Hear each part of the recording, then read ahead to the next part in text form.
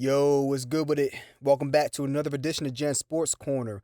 Before we get into it, make sure you like and subscribe to the channel. Leave a comment on the video. Let me know what you guys think, what you want to hear me talk about in the future. But without further ado, golly. ESPN reading the article right now. The world doubted Julliana Peña could beat Amanda Nunes at UFC 269, but Peña believed. And boy, did she, man. She came out. I didn't get to see the fight. I was actually watching the Lomachenko-Richard Comey fight last night, which was a very good fight. Lomachenko came out with a big win. But then as I was looking at the post-fight analysis, I saw a news flash on the ESPN ticker saying that Nunes got upset. I'm like, what? So I went and looked, and she got stopped by... She got choked out in the second round. Crazy. It was crazy. Now, I looked at the highlights, and you could have forgiven anybody who thought that Peña was on her way to a TKO stoppage or submission the way the fight was going in the first round. Because the first round, you're looking at it, she's getting beat to the punch. She's throwing punches. They're cool. Like, she ain't really got a whole bunch of steam on them. And she's landing a few here and there. She started landing more towards the end of the first round. But that being said, Nunes was beating her to the punch. She was landing the more effective punches. Knocked her down twice with two beautiful leg kicks. And then on the second time she got her to the ground, she almost got her up out of there. And I'm thinking going into the final seconds of the first round, I'm like, damn, this ain't gonna go too far in the second round. But boy, was I wrong. Everybody else in that arena was probably sitting there shocked. Because in the second round, Peña had a game plan and came out and stuck to that game plan. And she didn't get discouraged. She came out, continued to pump that jab, continued to try to stand up with Nunes, and eventually kept landing shots. She kind of picked up on where she left off, at least the good parts of the first round. She came out and she was able to land some good shots. Eventually got Nunes to the ground and was able to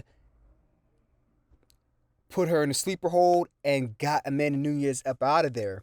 And if there's one weakness that we've seen in Amanda Nunes is that we know if you take her to deep waters, she can gas out. And I'm not saying that the second round is deep waters or halfway through the second round is deep waters. However, when you're exerting that much energy, when you're getting that person to the ground, when you're going for a submission, that takes a lot of energy from the person who's on offense as well as the person who's on defense.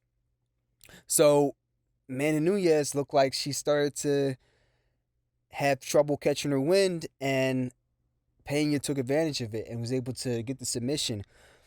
And look, Peña came in here a 6.5 to 1 betting favorite. She was a huge underdog. And if anybody knows about underdogs, it's me as an Eagles fan.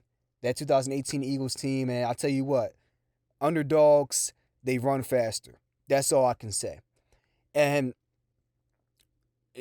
this is neither here nor there, but boxing, mixed martial arts, it's a mental sport. And look at Amanda Nunes, just having a kid, a child now, starting a family. You got to wonder. Those things change you. And Dana White mentioned that in the post-fight press conference. Those things change you. They change your mentality. They change the drive and the hunger. So you have to wonder, was it there? Was it there? Because Peña looked hungry. She didn't look like she was scared. She looked like she was there to do a job. And she did exactly what she did. She said she would do. She went in there and got the bantamweight championship. So Nunes now, she only holds the featherweight title. So she still has a belt, but it's going to be curious to see what her next fight is. Because I was reading to this further and something curious popped up. There's a fighter that was thought to be possibly a next opponent, a big upcoming fight for Nunes that may not happen now. So Dana White already hinted at Peña Nunes too. So I think it's a very good matchup. If Nunes comes in there, has her mindset right, works on the conditioning a little bit more, she's in very good shape. I would choose Nunes to win the rematch because she had a lot of good things she was doing in the first round, almost got her up out of there. So I would love to see a rematch, and that would make me very curious to see if she's going to have that big fight with Kayla. Yeah, here she is. Kayla Harrison. Two-time Olympic gold medalist and two-time PFL champion, was shown on the screen earlier during the broadcast, which led to speculation that perhaps her free agency period had ended and she found a new home. So if that in fact is the case and she lands on the UFC roster, is Nunes going to get a shot to be able to go after Harrison? That's up in the air now too. Only way I could see that still happening is if Nunes had the rematch with Peña and was able to get a convincing victory and respond to this loss. Then it would be even more intriguing to see her get a fight against a fighter such as Kayla Harrison. So we'll see how this turns out, but this was the submission heard around the world last night. It was crazy. It's honestly bigger than when Holly Holm beat Ronda Rousey, in my opinion, because look it. Nunes is on a 12-fight win streak, man. She was just washing everybody.